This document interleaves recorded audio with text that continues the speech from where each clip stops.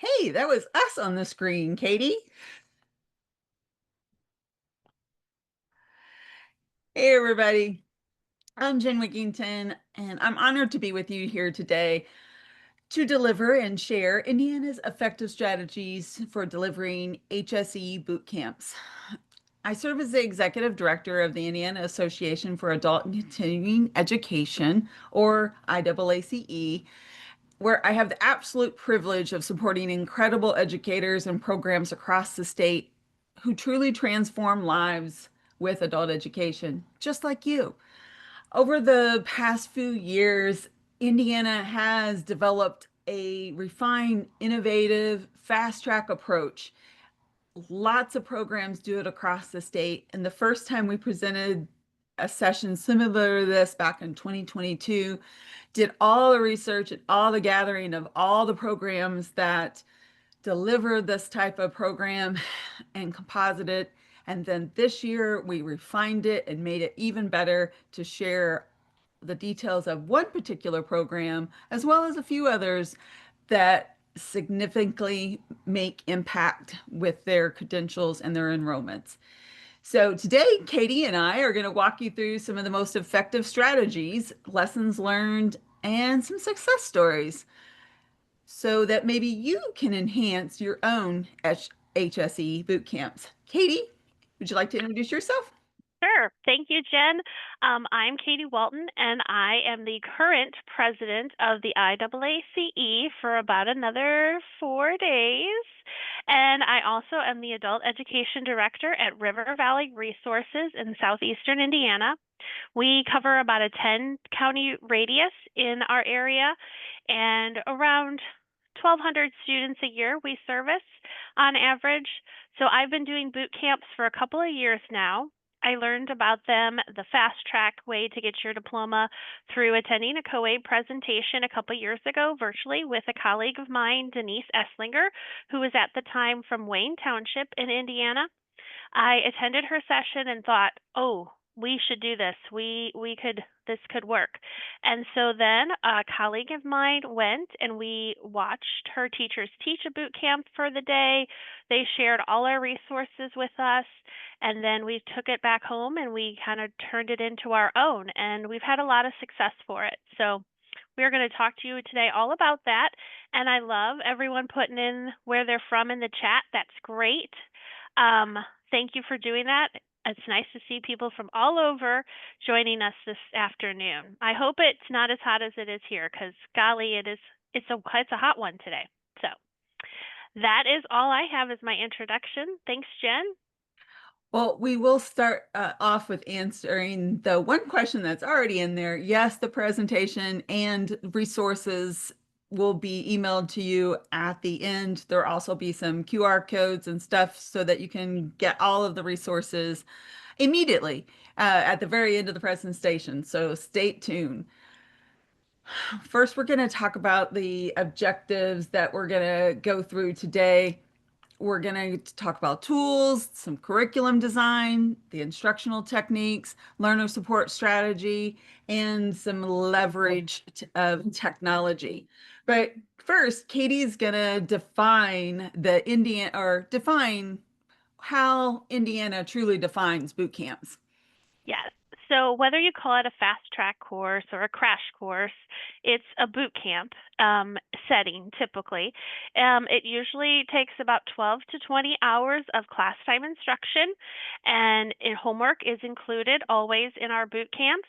It's fast, it's intense, it's not for a student that needs extra love and attention. Not that our students in boot camp don't, but they got to be motivated. They got to feel like, I got to get this done and I need to get it done right now. But really, what I love most about boot camps is the sense of community. For ours, we are together for a week at a time for 5 days from 8 to 2, and we really become a family. We learn about each other. We share stories. We relate, to the material we're talking about. So it's really becomes a little community by the end of the week. We usually have lunch together. It's a bonding time. So that's, I think, what's one way our boot camps are so successful is because we make it a little community. And for Indiana, we have to have those 12 to 20 hours of instruction, including our pre-testing and post-testing and all the good aspects that go in that to become an enrolled adult education student. So next slide. Does it work?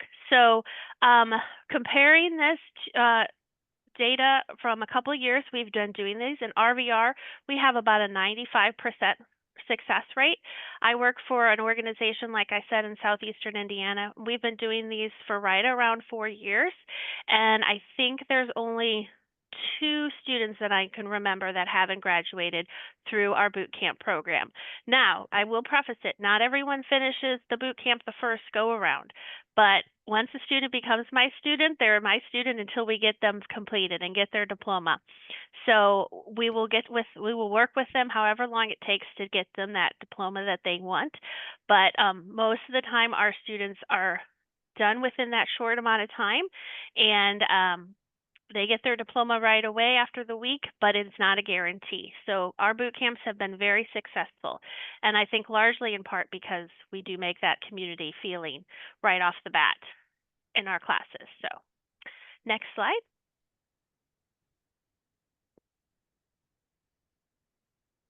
Maybe.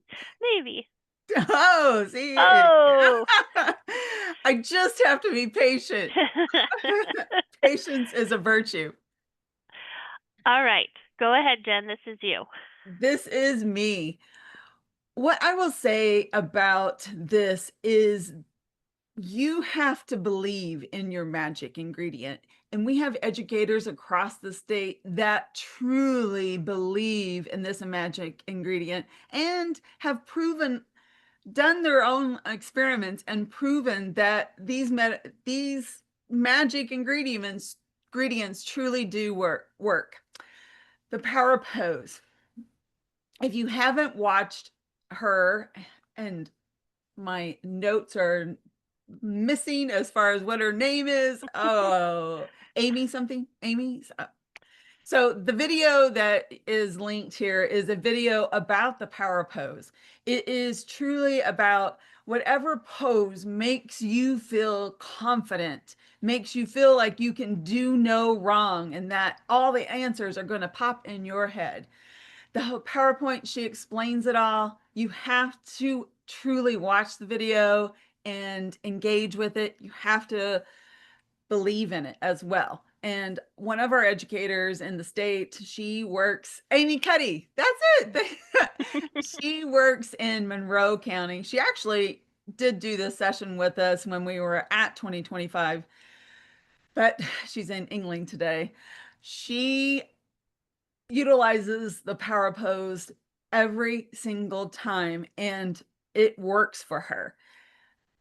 I encourage you to take a listen to the video. I'll throw the links here in the chat when I get done talking. Then there's the meditation part. Whenever it comes to meditations, you have to use the language that is going to work for your region, your state. Meditation may not work in with everybody's, but there's lots of different ways to reword that. But basically, what you are doing with that meditation is you're giving them that calmness. You're giving them that feeling, that time to put it in their head that they are going to do this, they are going to pass. And there's a link. The link is all about some different reasons why it works and some different ideas.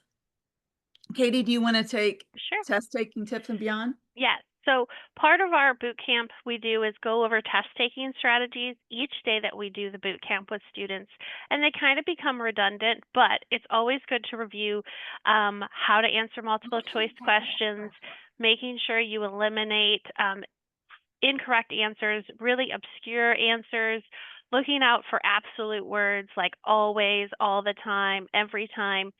Eliminating those just by, one answer gives you a better chance of getting the right answer right. So we go over that. We go over using context clues if you don't understand a word or maybe it's a biology term and using the words around it to understand it.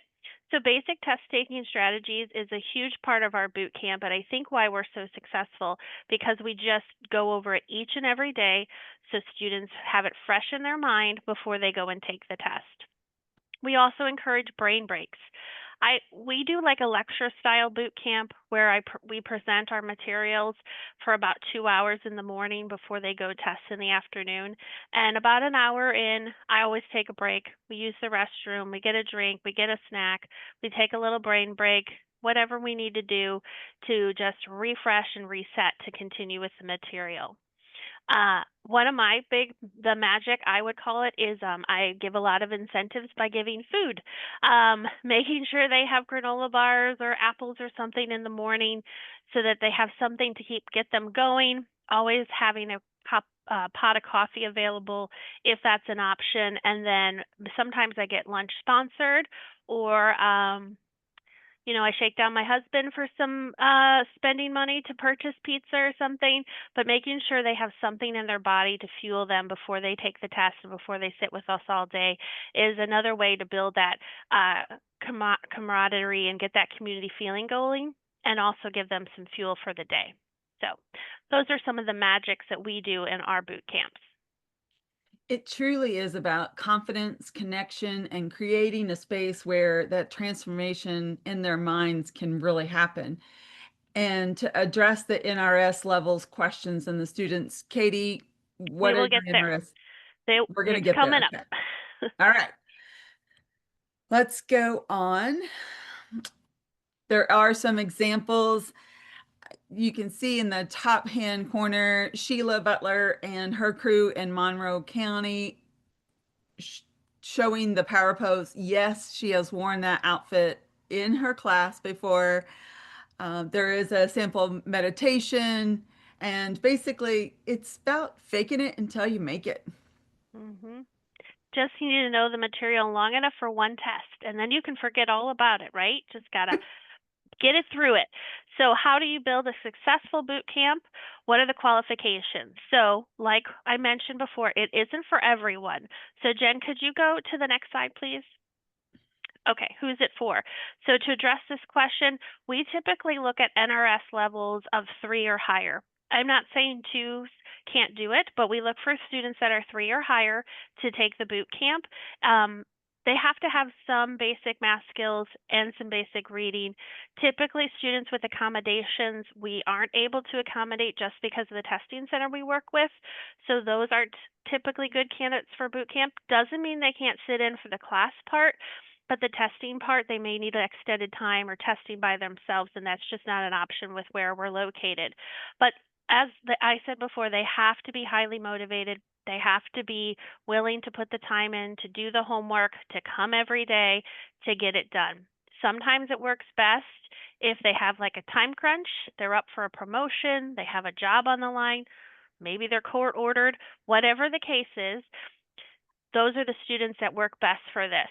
Um, and if you have a student that you're like, oh, they may not be willing to commit for a lot of time, so you put them in there and you give it a try with the boot camp, that doesn't hurt. If I have a student that gives it a try and doesn't like it after the first day, then we just go back for regular classes. I'm not going to make them sit there the whole week and suffer. We're going to evaluate it as we go.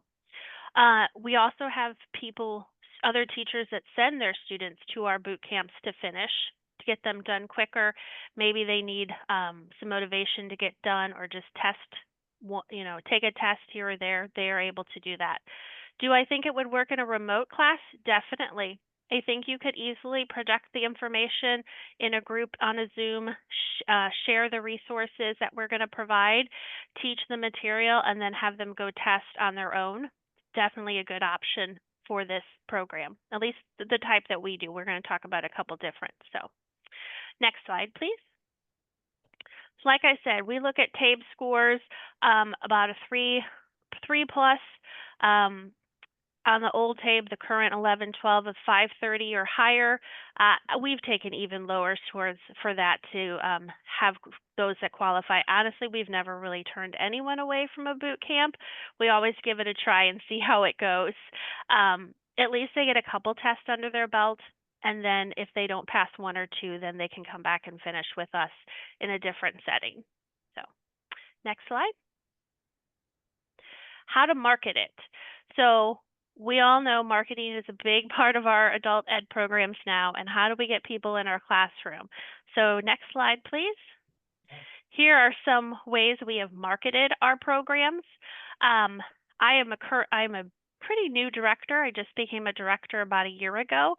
So I was advised to create a spam list, and about every 6 weeks, I send off our flyers to local schools, nonprofits, businesses in our areas, just advertising our classes and the programs we have coming up.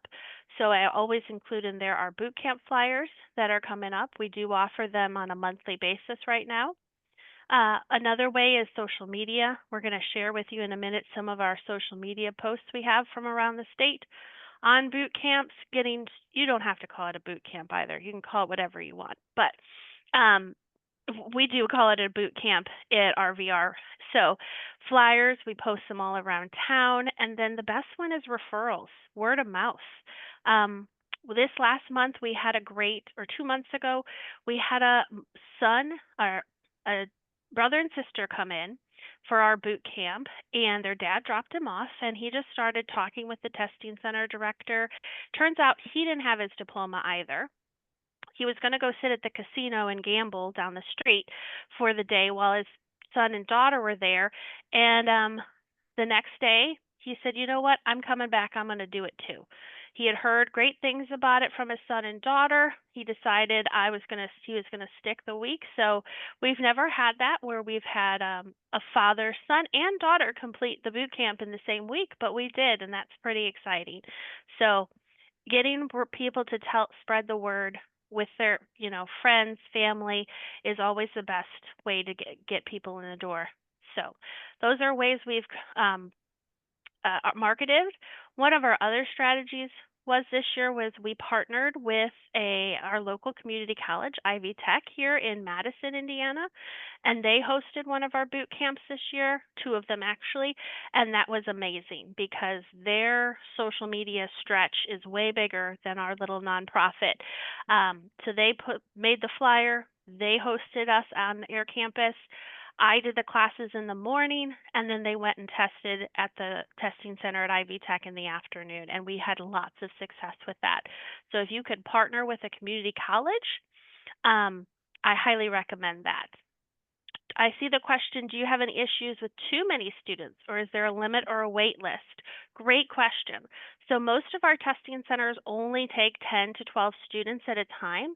So yes, we have to have a first come, first serve kind of format, but we've never really maxed out. We've never had more than 12 students come at a time.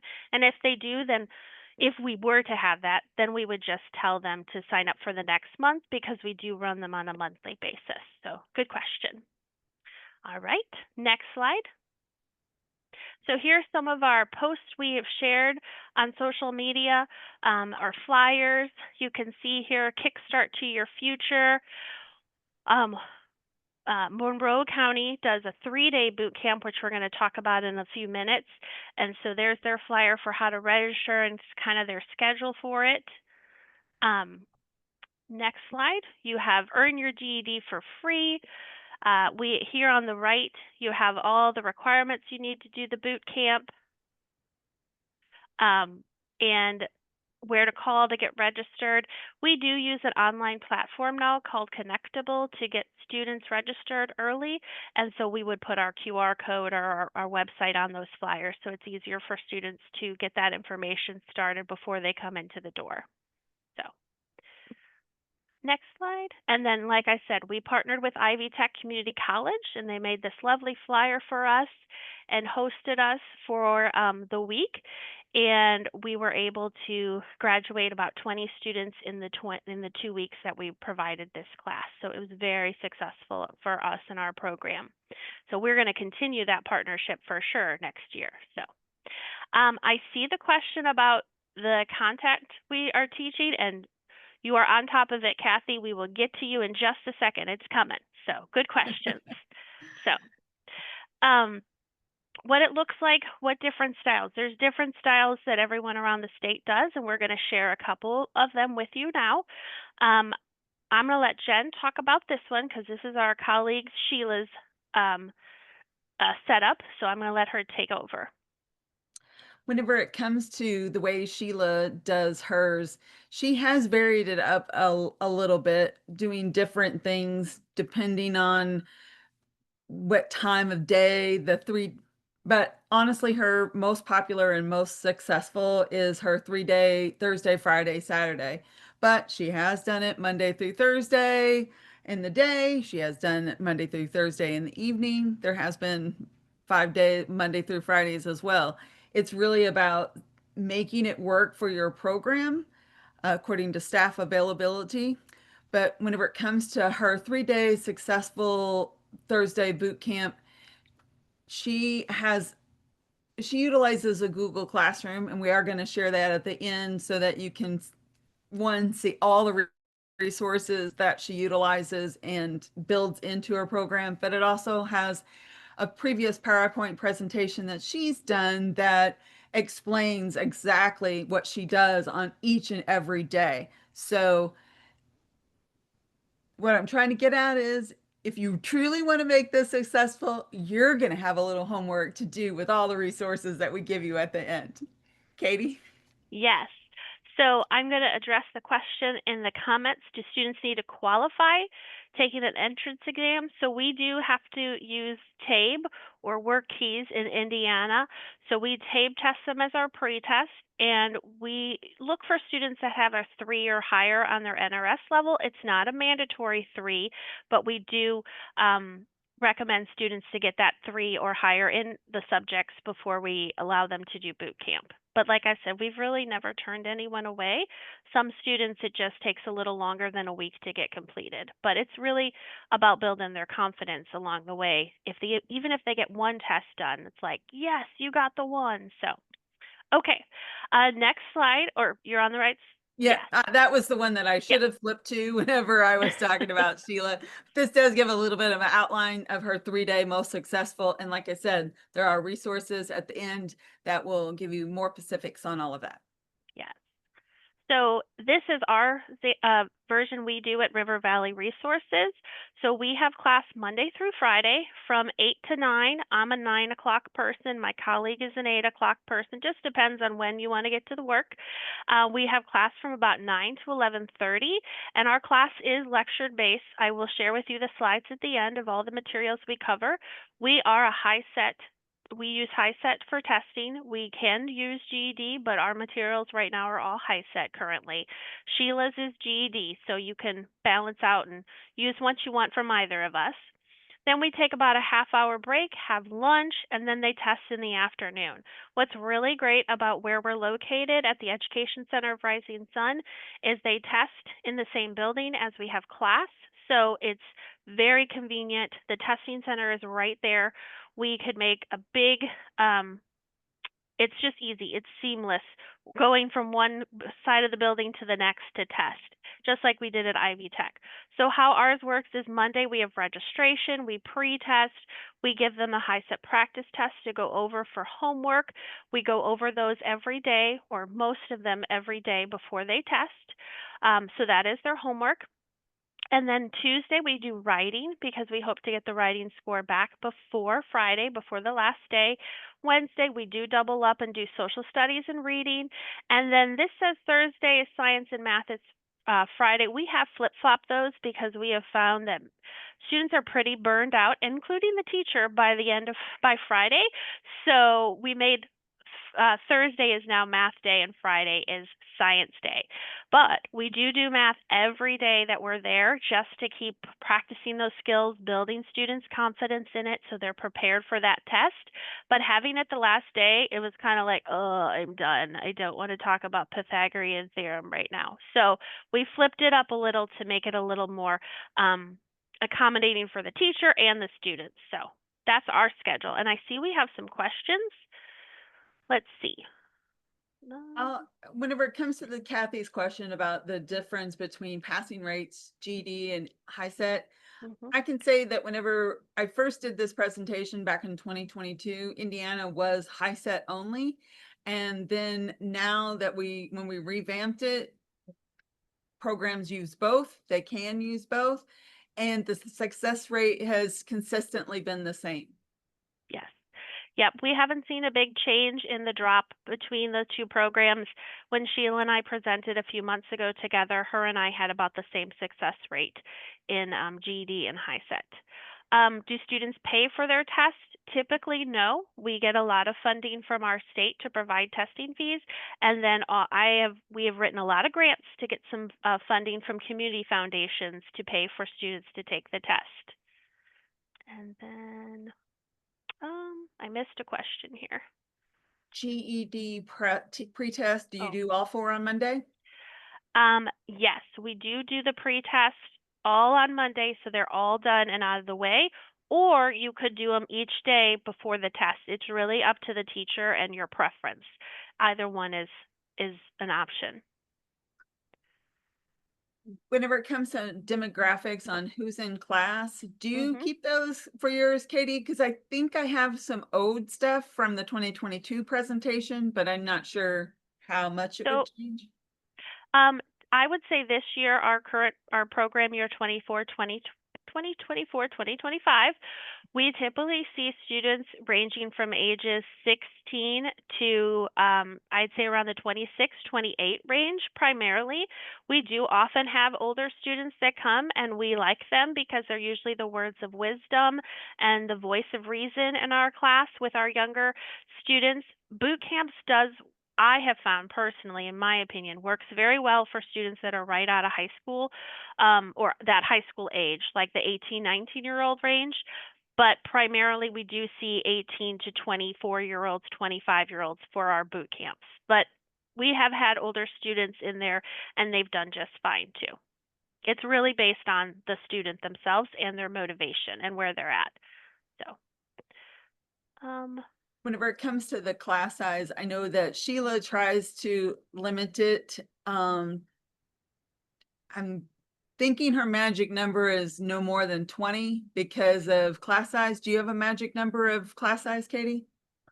We can do no more than 12 at a time because of the testing center limitations of the number of devices they have. So one testing center has 10 computers, the other has 12, so that's our max class size currently. There you go. Has the program ever been implemented in Spanish? I am sad to say it has not. It's definitely an option. You could definitely take all our materials and have them translated for you, but we have not done it in Spanish yet. I don't know of any other program that has tried to do it in Spanish either. So I will say I had one student attempt. He did attend boot camp with us in English, and then he tested in Spanish, um, and he passed. But the materials itself is not translated yet. Um, I think that whenever we talk about that we're going to be talking about resources now. So yes. I'll go to the next slide Okay. and keep going because that's the Woo. way my mouse wants to work today. Aren't you glad I didn't change I'm computers glad you didn't change computers. Who knows? We would be done already. Whoop. today? um, Let's talk resources, Katie. Yes. So we give our students the HiSET a practice test typically on Monday, day one, and they go over them throughout the week. They can either do them that day, they can do them the night before, but I try to do them kind of as my warm up activity before we test that day, before we go over the slides. I have some favorite questions I like to pull out of those HiSET tests um, just to practice different test questions. I do like to use the New Readers Press Score Boost that's on maps and charts and graphs because that's a lot of the HiSET test. There are some Quizlets available on vocabulary. Sheila does more with the writing for the GED and GED.com. And then she has a fabulous calculator sheet that she has shared with us on our Google Classroom that takes students step by step on how to use the fancy Texas A3 instrument calculator with screenshots and everything. And that is my go-to calculator sheet. I highly recommend it. And then always, we also use Essential Ed for additional resources as well. But like I said, we're going to share you the Google Classroom, and it's going to have lots of slides on it for you with information of what exactly we teach. Any questions on that? So one question, where'd it go? Let's see. When you refer to pre-test, are you talking about official practice tests? When I say pre-test, I mean the TABE pre-test. I'm sorry for that. We do the official practice tests for HiSET throughout the week. We give those as homework Monday, and then we go over them throughout the week. Sheila does the same thing with GED tests. We do give those because we have to for state funding if a student is being state funded. So we do that. But when I say pre-test, I mean the TABE. And so when your test center how does it work with your test center? Do they block off a week for you when you know you're offering a boot camp so they Yes. don't? Yeah. So we work very closely with our testing centers, Ivy Tech and the Education Center of Rising Sun, to do this because they have to pretty much close in the afternoons to do this testing for us. So we sit down, the director and I, and we schedule them for the year, what week is going to be good for each month. And then at Ivy Tech, they're able to test in the morning and everything, and then they block off the afternoon for us to test our boot camp students. Emily had just a comment basically for the test fees to check with WIOA partners to see if they are willing to pay for testing as part of their service plan. Great thought. Yes, that is a good option to look into. Community partners like WIOA, Work Ones to help with those. And do the students earn more than 12 hours? Do the students earn more than 12 hours? Are they reported on table 4? Yes. So typically for students that are with us for that full week, that 8 or 9 to 3, they earn about 30 hours a week. So that gets all reported on table 4. We give distance ed, so that is also reported on there. And then we post-test them during those times as well to make sure we get a post-test gain. And we get an MSG out of them too. So out of them, I don't like that word, but you know what I mean. We make sure we get a post-test with them too. So Absolutely. yes. And I will say that just from all of my research with all the programs across the state that utilize this, it's not necessarily that they had to come up with new resources. A lot of them utilize the resources that they use for their normal or everyday classes as well. So you can use the resources that you currently use and just adapt it into a boot camp style. Yes. We're going to share with you in just a second our Google Classroom that has the resources on there. So, or the Google Drive folder. Jen, just because we have a few minutes, do you mind pulling up the Drive or the Classroom so we can share what the slides look like that I keep referring to? Yes, Yes. let's see if I can get it to pop up Okay. I'm here. going to answer this question now. Do students have to have 40 hours attendance to post-test on TABE? So we are allowed in Indiana to post-test earlier than the 40 hours with a post-test release form. So we don't have to get the 40 hours. I think that's pretty unique for Indiana, and I don't know why that is, but yes. So this is the Google Drive folder.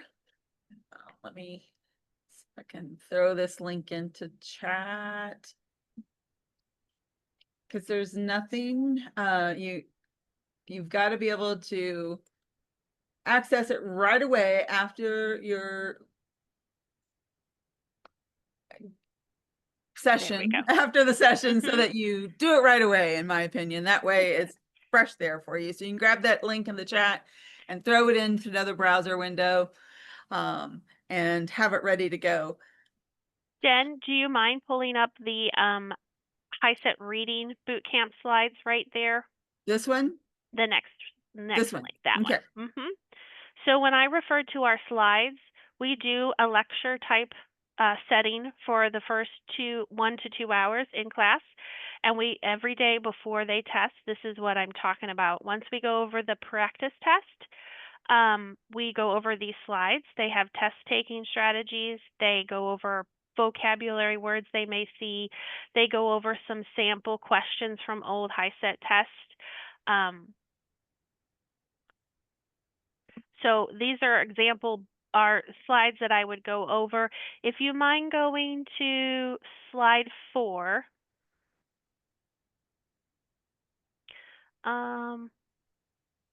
Well, your computer is just having so much fun jumping all around. Let's maybe slide 5. Let's try slide 5.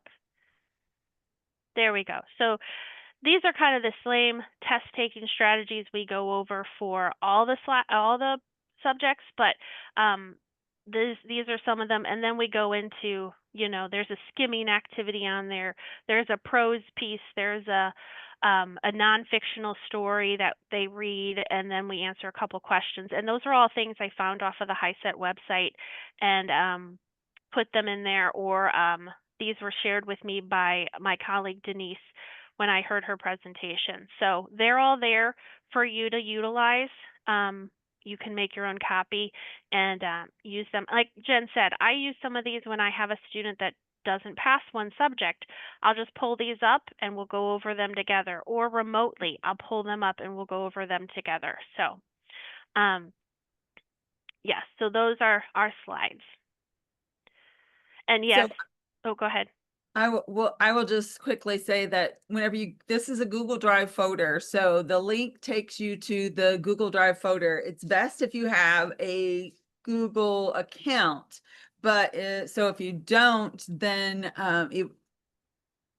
reach out to me and I'll try to help you get access another way. But when Katie talks about making a copy for you, when you get into this Google Drive, if you're not familiar with it, you can simply just go under the file, make a copy of it, the entire presentation, any resource that you want to use, and then you can download that to your own computer or whatever it is that you utilize to share your own or save your own resources if you don't use Google Drive. So just make a copy of it and then you can have it for your own use. And then if we go back to the presentation, Jen, I'm asking a lot of you. Flip-flopping back and forth here. You mean just the drive itself? Let's go to the Yes. presentation. Oh, The presentation. the presentation we're doing Yes, now. this one. This one. Um, oops. I'll let you answer Amanda's question. I don't understand. Okay, so also Google Classroom link is here as well as the code. So if you want to join that way, you can as well. And these will be shared later, so you can access. And all the resources are on the Google Classroom as well as the folder. Just 2 options for you. So, okay, next slide. Okay, the advocacy component, and I'm going to let Jen take over for this. What I will say about the advocacy component is advocacy can be a scary word. So let's not utilize advocate. Let's use educate. You can truly market your program and educate others by collecting success stories, not only of your boot camp, but in general of all. And I'm sure the most of you know that, but it really does help if you can utilize your success stories of boot camp in order to market and build more boot camps. So we have a story page that IAACE provides to all of our members where you can go on the website, it collects everything about, and I do believe I have it pulled up so I can drag it over really quick. The page, basically, it's designed to have the student fill out. So student's name, their phone number, what program they are currently working with, what classes they've taken, what life was about before, how has it changed, what what's going to happen at the next level, any staff members help, any staff members, help along the journey. It gives them a chance to upload a picture of themselves. They can even upload a video, does the photo release, and they sign their name. Then whenever they submit that story, it automatically comes to IAACE. Then our new best practice is that student gets a IAACE complimentary membership, which then gives them the complimentary COABE membership. So it's a great way to kind of ensure that you get all the information you need from them in order to offer the student memberships, even if it is just working with COABE to do that student membership.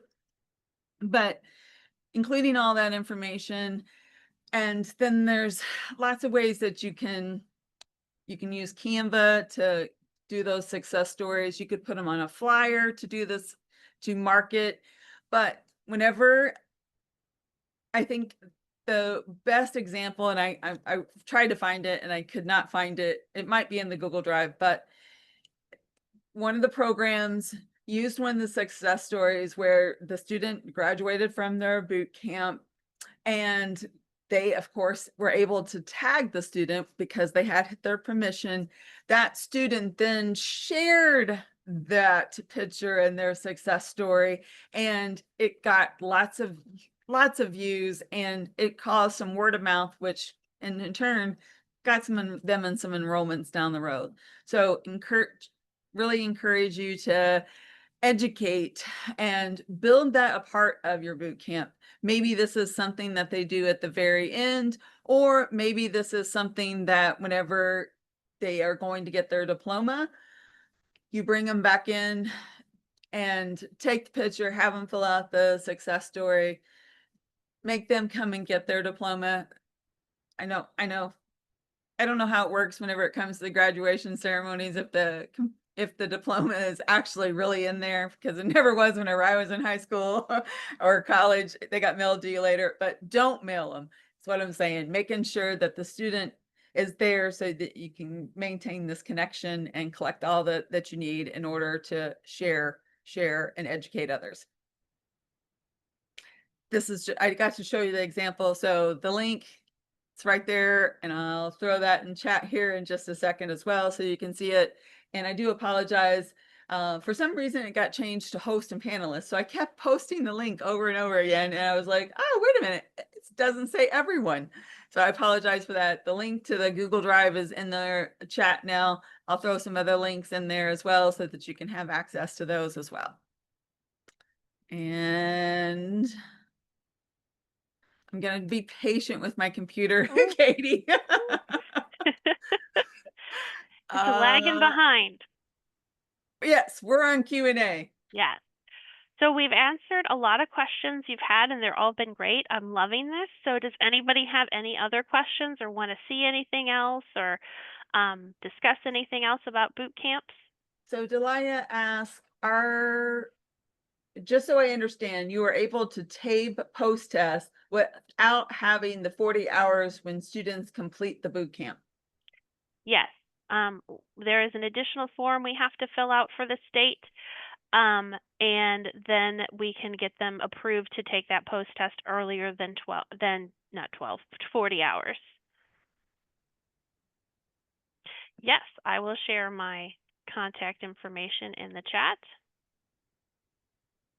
And you would have a truly mixed classroom if you have an NRS 3 to 6. How do you do that? So typically, if we have a wide range of NRS levels, it's not a big issue because you are doing like a lecture style class. Yes, you're going over the practice tests, but they're all doing those on their own and you collectively are going over them. You may have a student that is a whiz in social studies or science and you utilize their strengths, but it's not really a big issue if they're so diverse. You're all going over the same material at the same level. If a student is so bored with it, then it's a short amount of time in their life. They can stick it out and sit through the lecture until it's time to test. So if they don't pass the first test on the first day, do you let them keep going? yes. So we do writing on the first day for high set just because one, they don't get their score right away, and two, we hope to get it by the end of Friday, but that gives us the opportunity to if they don't pass, it's okay. We're going to have them keep coming back until we take all 5 tests and then we'll retest them in the one they don't. But I really like writing on the high set the first day since it doesn't pop up a score right away and they have to wait. You know, if you did reading on the right day and it pops up and they, got a 7, then they're bummed. So writing allows them a little grace there. So, but So, yeah, we always continue. so Renetta asked the question about do you do any of this remotely or do you have students come in person? And Katie, I think you clarified that you've always done it in person, but Mhm. it just occurred to me that Sheila did do one boot camp where it was during the COVID time. She was actually at home and or maybe it was directly after, I don't know, but she was actually at home. They zoomed her into the classroom, and so she did everything remotely. Uh, and we can certainly connect you with Sheila as well if you want to hear from her as well. All Yes. right. I have never tried remote, but I definitely think it could work. This Yes, we format would are be going to be easy. sharing the presentation slides and I'll put some more links in there at the end. Okay, Amanda asked, do you have any advice for state office staff who are encouraging local grantees to try out something like this? Most of our HSE level classes run around 8 weeks per HGD HSE subject area, and staff here are hesitant to try a faster timeline. It is scary. I will say I have some colleagues that are very much anti boot camps. This is not their thing. But if you have a staffer that just one is interested in seeing the material and learning about the resources and seeing that it can be successful, then maybe you can have a little buy-in from that. And Amanda, I would be happy if you reached out to me if you wanted to chat more or have me chat with some of your staff about it. um, it's not for every teacher. There are some teachers that like to take their time. They want to go over everything. It's not for them, just like it's not for some students. But a teacher that can be quick and get the job done, that's who you want to do these boot camps. I hope that helps. Yeah, and I would say that whenever it comes to others that do this I mean, Monroe County, Warren County, there's lots of other programs that do this across the state. And I think they would echo what Katie said. It's not for everyone, students and teachers. You have to have the Mhm. right teachers to do that because, like we said, whenever it comes to creating that magic, they have to believe in the magic. The teacher does too. The teacher has to believe that it's going to work. So I'm gonna just chime in one more thing with this. I know one of my colleagues is on this call, so she better not repeat this. But I had a teacher who was very much anti-boot camps, and I asked her to do one this year, and she kind of really liked it. She didn't know like I was gonna give her all the materials, and it's just like 1 week time, and it's you're getting all the checks done off the checklist. You're just teaching. The students are there. They're the captive audience, and it's not a long drawn out process. And by the end, she kind of liked it. So don't tell anyone that, but I think she did. So yeah. All Um. right. Okay. What's the highest number of times someone's been through camp to get that credential? Hmm. We had a student that had a hard time, really hard time with math. So they did come back. They passed everything but math, and so they did come back and do the math test again with us. But we worked together, did some remediation on our own, and then right before they went to test again, they came and listened to boot camp that day. So twice before they passed everything. All right. Oh, Okay, there's another one popped in just when I was getting ready to say that. yeah. Do you conduct TABE for reading and math? Yes, we do reading, math, and language. They have to take all 3 pre-tests to do any of our adult ed classes, really. So, okay. All right. I got a thumbs up on that. I think Okay. we're good on that one. All We do right. have another slide with questions from learners. So this kind of varies for every state, but when will I get my results? It's, as I said, writing takes a few days if it's high set, and then the other one, you get them right away. The goal is hopefully we get all your scores by the end of the week. And then if a student doesn't pass a subject that last day, I'm making sure we schedule some remediation. So they come back the following week with me, or they come back to see another teacher that's closer to them, and we're getting that done. We're not going to let them linger and come back on their own.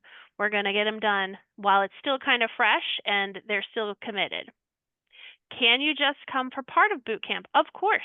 Like I said, if you have a student that's just struggling with math, you could have them just come to that. You could even just do a math boot camp if you have several students that haven't passed math. You could just do a one-day thing. So yeah, we always encourage students to come for any or all of it. Depends on how many tests they've passed and everything. I mean, we love to have students come every day, but we know that's just not always an option. So, can a student attend if they're under 18? Yes, they can, with an exit form, of course, signed by the principal and the superintendent. So, we make sure our ducks are in a row before we enroll any student. And they can come to graduation. We have our big graduation for one of our regions in July, and of course, we welcome all our boot camp students to attend those. Yes. David, I believe this is being recorded. Yep. So, next slide. I don't remember what we have left.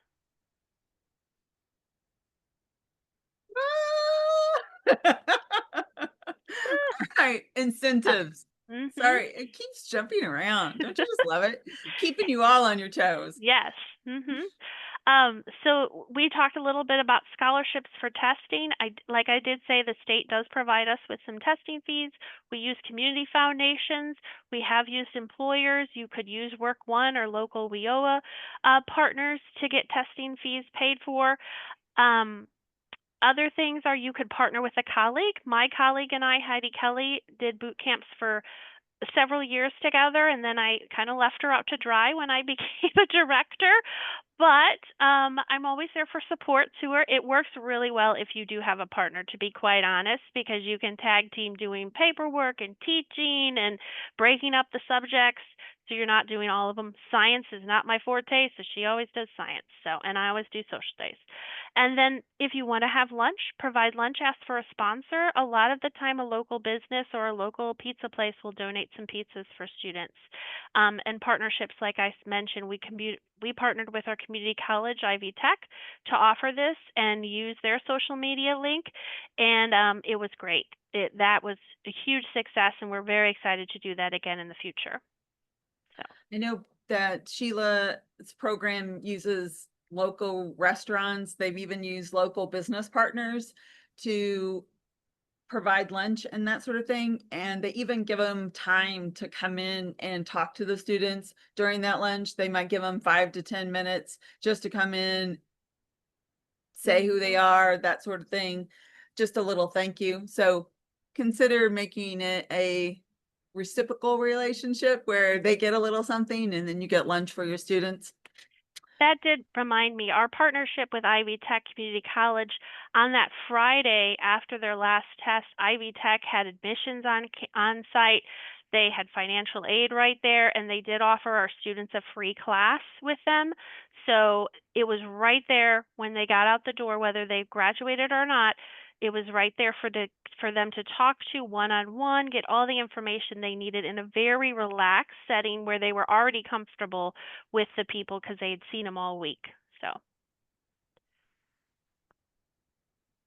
David, I've never heard of technical boot camps, so I'm curious about that. Maybe you should put a presentation in for COABE. Probably should. Yes. Mhm. Well, I will say that whenever it comes to all the research that I've done with all the programs throughout the state, there's really no such thing as failure.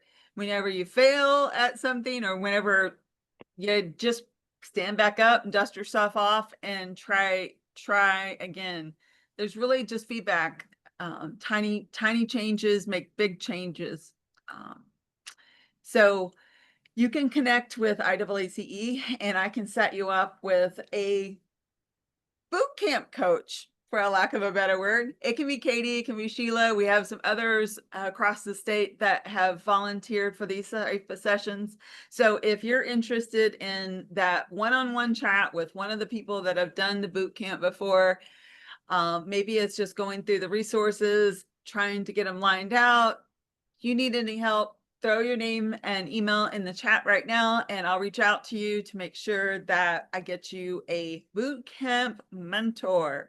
And then there is the link there that you can reach out to Katie directly. She did put her email in the chat as well, and I will copy that and post it in there one more time for any late joiners. And yeah. And lastly, come see us in Indianapolis next year. We will have Yes. our, go ahead, Jen. Sorry. So looking forward to hosting COA 2026 in Indianapolis. It's going to be awesome. So call for proposals was extended, I guess I should say. Doesn't end June 30th. You got till the end of July.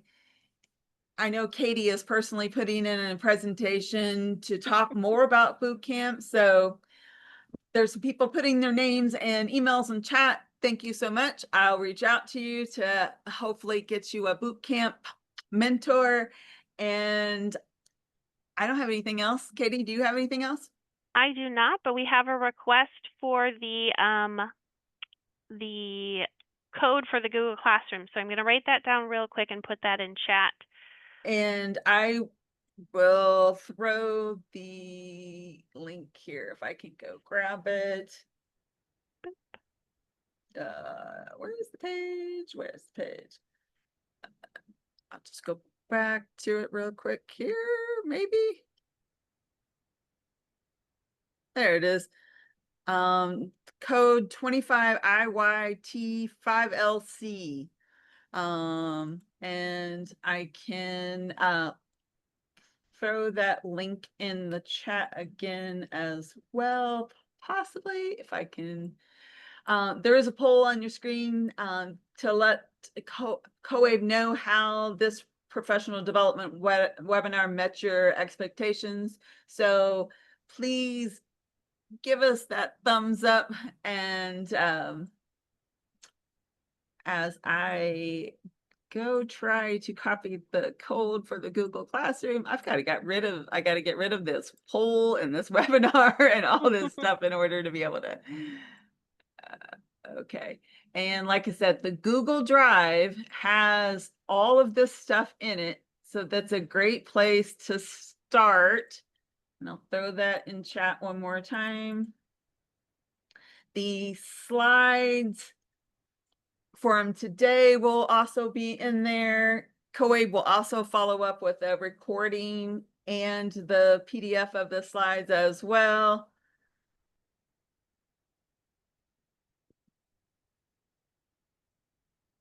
And like I said, if you have interest in utilizing Google Classroom, Sheila, it would be the perfect person to help you out with that. So if you're interested in that, make sure that you have put your name and email in the chat with Google Classroom so that I can follow up with you and help you get her connected with her. Yes, thank you all for joining us. David, we can set something up to chat if you'd like today. That's no problem. Jen, I think I'm going to have a lot of mentorees with this boot camp. Well, that's okay, Katie, but we I'm do kind have of others excited. that Yes. do boot camps across the state that are willing to help out as well. Mm-hmm. There's been a lot of success across the state. So we do hope that you will join us in Indiana or Indianapolis for COABE 2026. And that's all I've got.